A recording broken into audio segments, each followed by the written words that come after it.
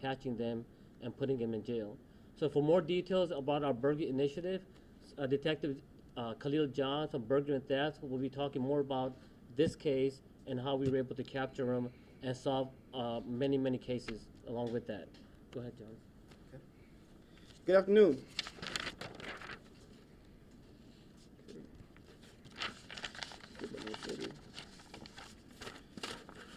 My name is Detective Johns. I'm a detective with the Burglary and Theft Division, squad number 7. We are the squad that's responsible for the 18th District Division, or 18th District area, which is the Mahatma Gandhi and Horan Corridor area. I'm one of the 3 detectives that is responsible for this area. As a detective in burglary and theft, my duties are to conduct follow-up investigations, basically speak with the complainants that were victimized. We're to gather evidence in the case, present the case to the district attorney's office, and go forward with charges if necessary. And once the suspect has been arrested, we're the ones that do the interrogations and go to court and testify. So that's my duty as a detective. So in this particular incident, in October, we started a burglary initiative with the Midwest Division, where we primarily focused on burglaries of businesses, because we were getting hit really bad with that, so we wanted to kind of focus on that right now. So in October, with the help of the Midwest Patrol units, the DRT Division, the Crime Suppression Team, led by Lieutenant Granger, we were able to kind of focus on those burglaries. And while focusing on those burglaries, we came across Mr. Ledesma Sierra, who we found through the Midwest Crime Analysis Unit. They were able to tie him to approximately 48 burglaries. That's a lot of burglaries. So, and he was responsible for tens of thousands of dollars in damage during those burglaries. So we kind of focused in on that suspect and made a concerted effort to try to catch this person. Through that, just to kind of tell you about him, he has 2 prior burglaries, 2 prior burglary arrests. So he's not new to this. He's done this before. He's been caught 2 times. He's probably done it more than that. But through this, we looked at his MO, which was what he would do is he would survey the property on his bike. Once he saw a property or building or business that he wanted to burglarize, he would throw a rock through the building, throw a rock through the window, causing damage. But also he would sit back to see if the police would come. Once he saw that the police would come or not, if they didn't come, he would then enter the building and burglarize the building by breaking the cash register, taking the money out of the cash register, and then leaving. He did this approximately 48 times, people. As you can see on this map, it shows the locations that he hit, that we have probable cause that he hit, and that's going to be in the red triangles, and the blue is going to show where we have probable cause, where the same MO, we just don't have enough evidence. So I'm going to tell you about how we got to that point once you see that. So, right. Okay, so how we got to identifying this suspect is through his MO and through surveillance videos. Surveillance videos are big for us. They help us catch criminals. All right, so the crime suppression team, they were really good at researching this suspect. They found multiple surveillance videos. They gathered them together, all the cases, approximately 16, I believe. They gathered all the cases together, and they did more research on those cases. Found that he was arrested for burglary and another incident, and were able to identify him in all those cases. Through that, they filed an arrest warrant on the suspect. Also, another officer in my squad was able to, who was working the case involving him as well. They were able to file a charge on him as well. So we had approximately 3 charges on him before we went to go look for him. That's also the crime suppression team. They get all the credit for this because they were the ones that were out there putting the feet on the ground. On this particular day, they made a concerted effort to do surveillance to find the suspect. One of the great officers that we have, he was able to locate the suspect.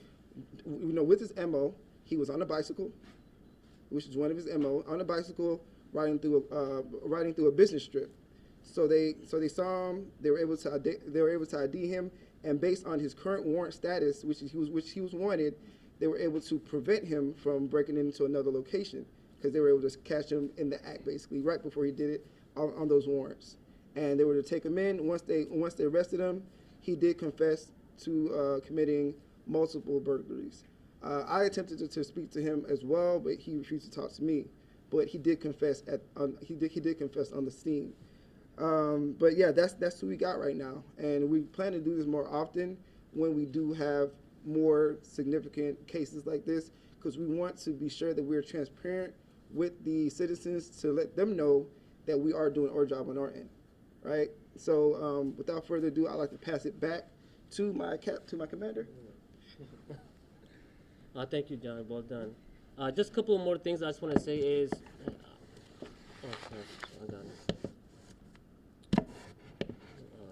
I'll put it like this. I've seen a lot of frustration from the business owners when their restaurants or their business is broken into, and I have to deal with that. And sometimes it gets frustrating. Let me look at the case of what can we improve on. And here's some of the recommendations that I would give that I think will help us in solving even more cases.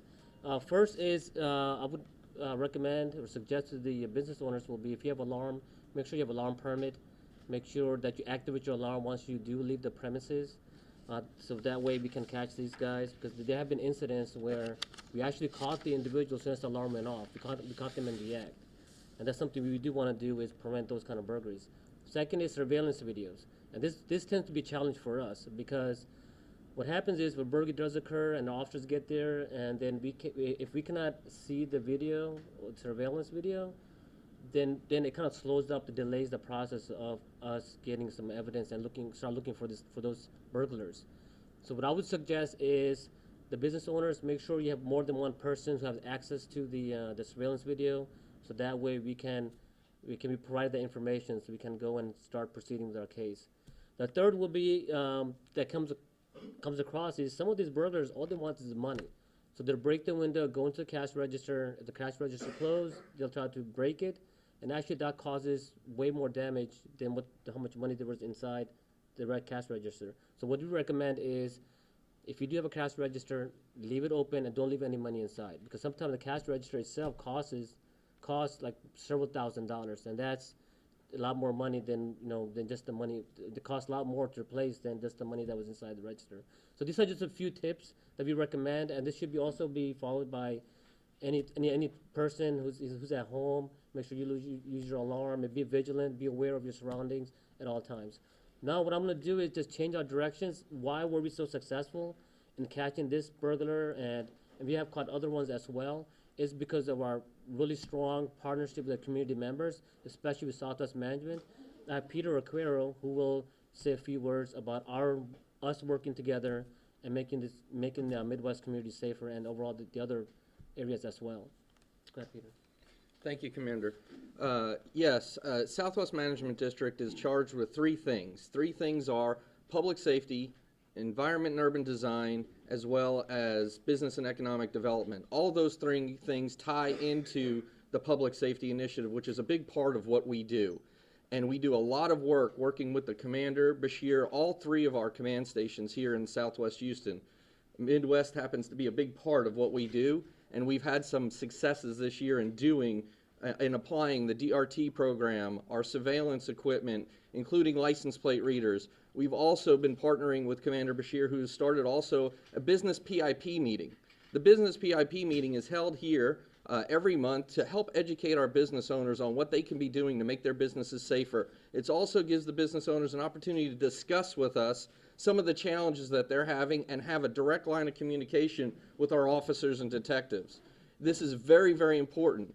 The other things that we need our residents, our patrons, and our business owners, as well as our property owners do, is if there is an event or an occurrence, we don't need it out on social media, we need it reported. We need it reported because we're able to do, this detective is able to do his work when we're able to compound these issues on top of each other and tie them to multiple things so that we can get these people off the streets. We can't have people being afraid to report these things, and Commander Bashir and his team, his officers, do an excellent work of community outreach. Come to the meetings, come find out more about the Southwest Management District and all the initiatives we're doing. Come to the PIP meetings. There's residential ones, there's business ones. We need more reporting so that we can give them the tools that they need to do their jobs. And that's why we're here today. I'm very proud of the work that we're doing. We're very proud of the work that you and your team have done. Thank you so much. And I'll turn it back over to you, Commander. Thank you so much, Peter. Once again, I just want to say thank you so much to our team here, who have done a wonderful job in capturing this suspect. And we do have another initiatives going on right now. We're trying to deal with other problems during the holiday season as well, because our main goal is public safety, and that's our highest priority. So this concludes our press conference. Now we will answer any questions that anybody may have. About a year ago, around this time, I covered a story where South Asian business owners presented a check to Commander Officer Henry Gao, I believe, to help with resources to combat what we're here for today. So did that help in this situation? Did that, monetary gain help you all get resources to find this man? No, I'm sorry. I wasn't aware that he received a check, but I'm sure he used it wisely, and he moved up pretty quick. He's assistant chief now. I might be able to answer that, Commander, if you'd like. Okay, sure, go ahead. Yes, well, I don't know about that specific check, but I can tell you a lot of times, for example, right now as the management district, we're going into a high crime time. So a lot of those things that we do and those opportunities come into play to work on the Chinatown corridor, the Harwin, the Southwest Houston area overall. It's not just any one corridor. We've just recently approved overtime hours to help support HPD and their officers for all 3 of our command stations in Southwest Houston. So again, I don't know about that specific check, but I can say if it was related to those type of things, these are all the efforts and the partnership that we have to be able to make those things happen. Thank you. Did this fellow also burglarize homes, or was it just businesses? This specific individual was only businesses. Any particular kind of business? Most of them were restaurants, and he even broke into one of my favorite restaurants. Which one's that one? I'll let you know afterwards. I'm not asking about the quality. Oh, yeah. Any other questions? Yes, ma'am. Sorry, go ahead. Yes, ma'am. All right, so for burglary habitation, the punishment is up to 2 years. However, depending on the severity of the burglary, it can actually be increased to 3rd or 2nd degree as well. Wait, burglary of a habitation? I'm sorry, I misquoted. Burglary of a building. Burglary of a building is punishment up to 2 years. And he has a laundry list of felony offenses. What's the bond set for this case? I don't have the current bond. Right now he's still in jail, which is good for us because it helps with our burglaries. Was he supposed to be in jail already? Was he out on bond or anything like that? No, actually we checked it today. He's still in jail. I mean, when you arrested him, Yeah. was he legally allowed to be on the streets, or was he out on bond, or? I can Was there any charges? Okay, John can answer that. Okay. Go ahead. He had a parole violation warrant at the time, and then active warrants, but he wasn't. He had a parole violation warrant at the time, but he was not out on bond on any current cases. If that's what that's your question on that. No warrants out for his arrest? The only warrants that we had arrest on him was the current warrants that we filed from the cases that we have from these right here. So have you ever seen a guy this active before out here in Southwest Houston? Is this, how uncommon is this? I would say not very common. as far as what my understanding, as far as my experience, I could say that from Yeah, y'all's experience not too. not very common at all. So. Did this guy have did you have a nickname for him? Did you call him the Bike Bandit or anything like that, or? No, sir. No, sir. And was there anything that made the businesses more prone to being burglarized? He can answer that one. Well, from his MO, you can see that he was targeting businesses that didn't have alarms. When he threw the rock through the windows, he would sit back and wait for a police response. When there was no response, no sound, no alarm going off, he would then enter and burglarize the building. So that's what he waited for. This guy solo or he has some partners that can help him? He was solo. He was working by himself.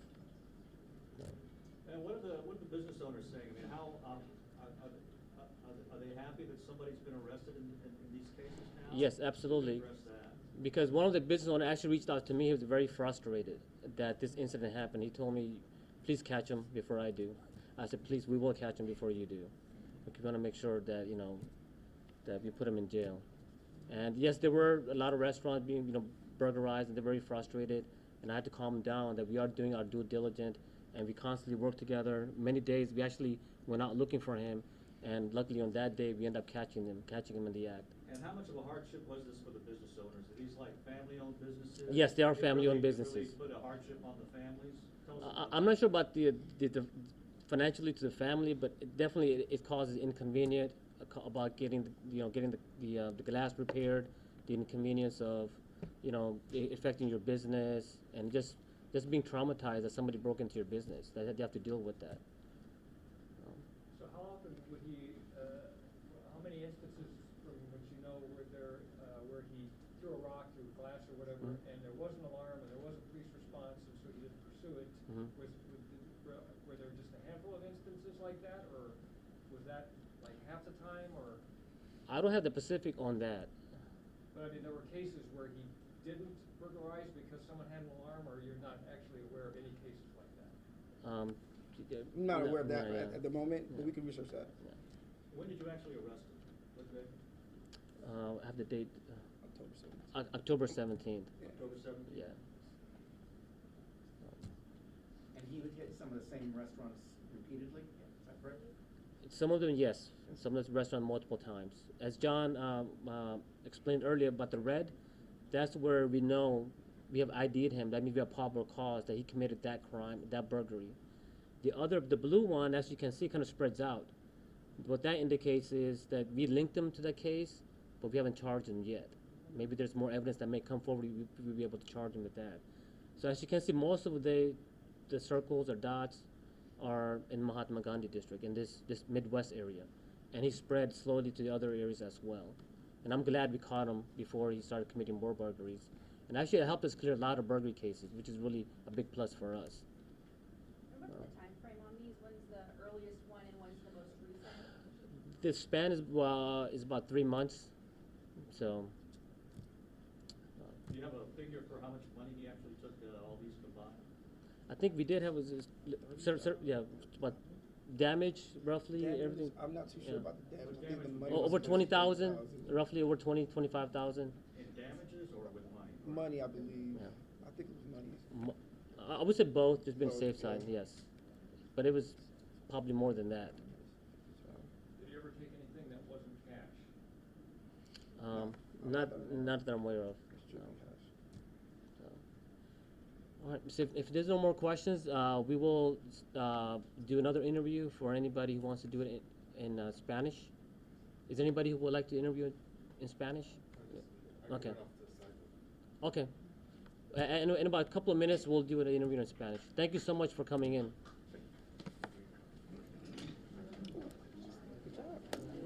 Thank you so much. Can I get the correct spelling?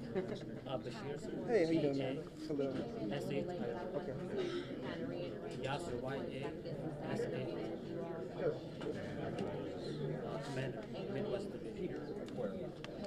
Thank you so much. It's my first time I see you in person. I see your news on I don't have the names of the businesses, but we have the addresses of the businesses over there. I don't the names all the time. What's your last name? John, sir. John. Hey, Roger.